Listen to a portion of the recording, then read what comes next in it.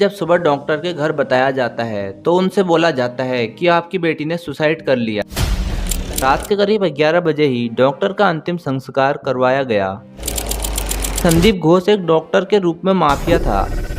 CBI के पास case जाने के बाद संजय रॉय सहित 6 लोगों का पॉलीग्राफ टेस्ट करवाया गया।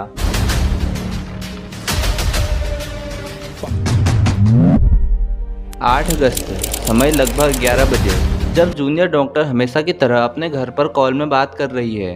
फोन में बातचीत के दौरान सब कुछ सही लगता है, जिसके बाद घर वालों से यह बोलकर फोन काट देती है कि हॉस्पिटल के अंदर मैं सेफ हूँ, आप मेरी टेंशन मत करो और सो जाओ। जूनियर डॉक्टर का सिर्फ 3 लोगों का परिवार था, जिसमें उसके माता पिता और इकलौती होनहार वह खुद, जो नीट की परीक्षा पास करके आरजीकर मेडिकल कॉलेज कोलकाता में डॉक्टरी की पढ़ाई कर रही थी। हॉस्पिटल में ड्यूटी के दौरान अपने साथियों के साथ रात के 2 बजे उसने खाना खाया, जिसके बाद उसके सभी साथी अपने अपने वार्ड में मरीजों को देखने चले गए। उस दिन उसके वार्ड में कोई मरीज नहीं था, क्योंकि वह दिन भर ड्यूटी के दौरान थक चुकी थी, तो उसने सोचा क्यों न थोड़ा आराम कर लिया जाए। इसलिए लगभग 3 बजे के करीब डॉक्टर उस सेमिनार हॉल में आती है और आराम करने के लिए एक कुर्सी पर बैठकर आंख बंद कर लेती है और उसे नींद आ जाती है। अब लगभग 3:15 हो रहा है और उस सेमिनार हॉल में संजय रॉय आ जाता है। लेकिन संजय रॉय वहां कैसे पहुंचा और संजय रॉय है कौन?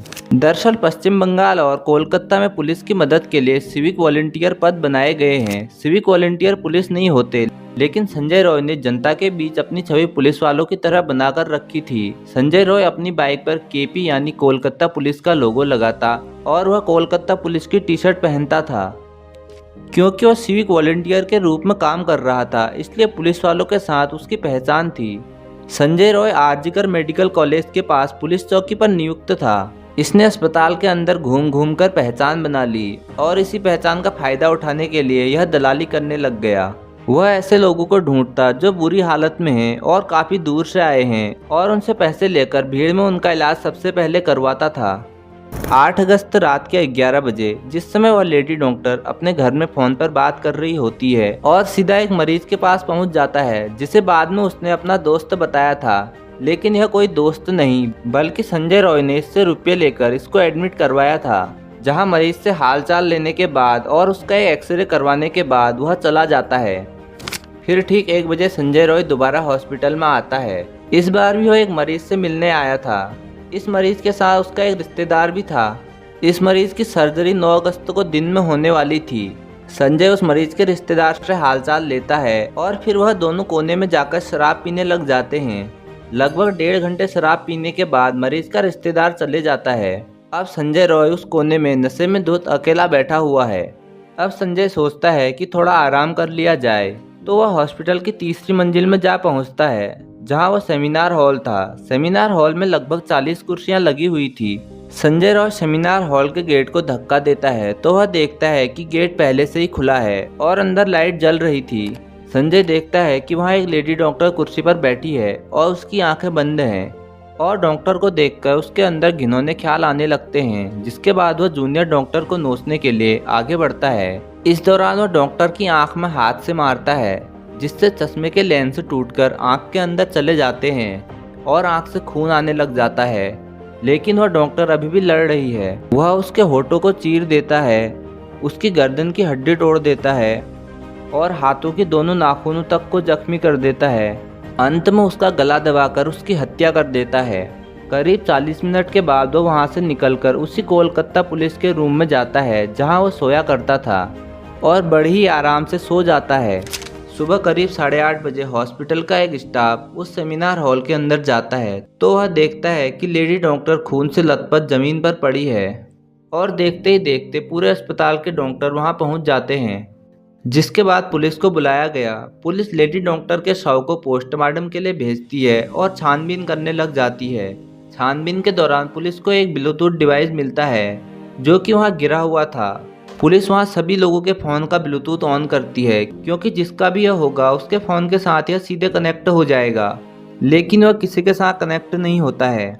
जिसके बाद सीसीटीवी में देखकर संजय रॉय पर शक जाता है, और जब संजय रॉय के फ़ोन का ब्लूटूथ खोला जाता है तो यह डिवाइस सीधे कनेक्ट हो जाता है। अब पुलिस उसके रूम की तलाशी करती है। संजय रॉय ने खून से सने कपड़े तो धो दिए थे, लेकिन जूते धोना वह भूल गया था और संजय रॉय को पुलिस हिरासत में ले लेती है। लेकिन जब सुबह डॉक्टर के घर बताया जाता है तो उनसे बोला जाता है कि आपकी बेटी ने सुसाइड कर लिया, जिसे देखकर ही पता लग रहा है कि यह सुसाइड नहीं बल्कि हत्या है। तो इसे सुसाइड केस बनाने के पीछे का क्या कारण है? और जब तक कॉलेज का प्रिंसिपल सहमति नहीं देता कि यह सुसाइड है या हत्या, तब तक कोई भी डॉक्टर इस बारे में कुछ नहीं बोल सकता। इस मेडिकल कॉलेज का प्रिंसिपल है संदीप घोष, जिस पर पहले से ही बहुत से आरोप लगे हुए हैं। इस कॉलेज के पूर्व डिप्टी सुपरिटेंडेंट अख्तर अली का आरोप है कि संदीप घोष एक डॉक्टर के रूप में माफिया था, जिसने मेडिकल कॉलेज और हॉस्पिटल को अपना साम्राज्य बनाया हुआ था। आरोप के मुताबिक यह प्रिंसिपल इस कॉलेज में होने वाले सभी कामों में 20% कमीशन लेता था। यह सरकारी दवाइयों की खरीद में घोटाले करता था।